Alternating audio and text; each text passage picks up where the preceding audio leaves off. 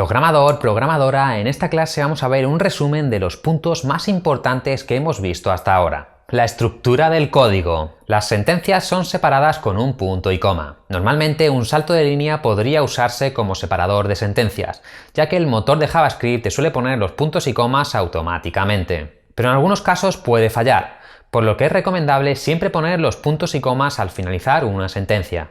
Los puntos y comas no son necesarios después de un trozo de código que va entre llaves, como lo son los bucles o los if. Pero si lo ponemos no pasará nada, simplemente será ignorado. Strict Mode. Para utilizar JavaScript moderno es necesario que al principio del script lo empecemos con useStrip, al principio del todo. Si no lo ponemos, todo debería de funcionar, aunque algunas funciones y algunas cosas tendrán un comportamiento, vamos a decir, antiguo. Así que es recomendable siempre ponerlo. Variables. Las variables pueden ser declaradas utilizando let, const para constantes que no pueden ser cambiadas y var, que es la forma antigua. Un nombre de variable puede incluir letras y dígitos, aunque el primer carácter de esa variable no debería ser un número, ya que te dará error. Caracteres como el dólar o el guión bajo pueden ser usados como si fuera otro carácter más, como si fuera una letra más. Los caracteres que no están en el alfabeto latín también son permitidos, aunque por cuestiones de buenas prácticas no se suelen utilizar. Los tipos de las variables son dinámicos.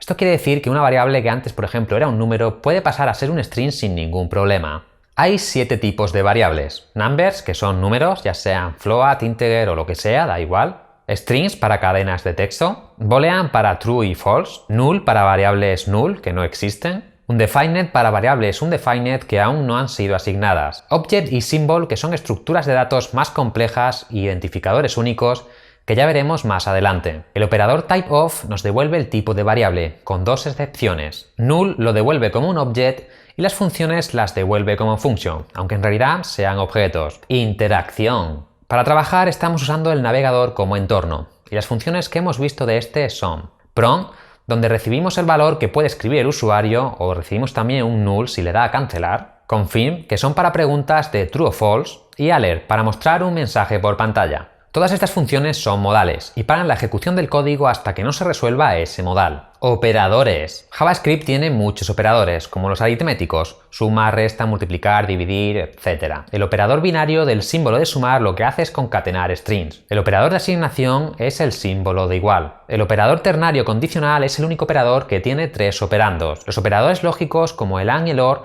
retornan el valor donde se para la ejecución. Las comparaciones con dos símbolos de igual que convierten a booleano el resultado. En fin, hay muchos más.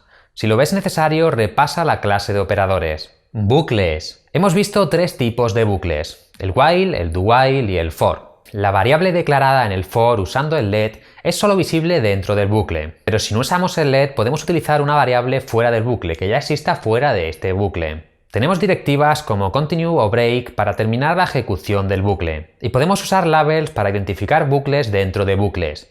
Si aún no tienes claro el tema de los bucles, repasa la clase de bucles porque los bucles son muy importantes. El switch. Con el switch podemos reemplazar a lo que haríamos con múltiples if, con un if múltiple. Y hay que recordar que el switch utiliza la condición estricta, la comparación estricta. Es decir, es como si utilizáramos 3 símbolos de igual. Funciones. Hemos visto 3 maneras de crear las funciones. Function declaration, que es poner la función en el flujo del código principal. Function expression, que es poner la función como si fuera una variable. Y por último, las arrow function. Las funciones pueden tener variables locales solo accesibles dentro de esa función.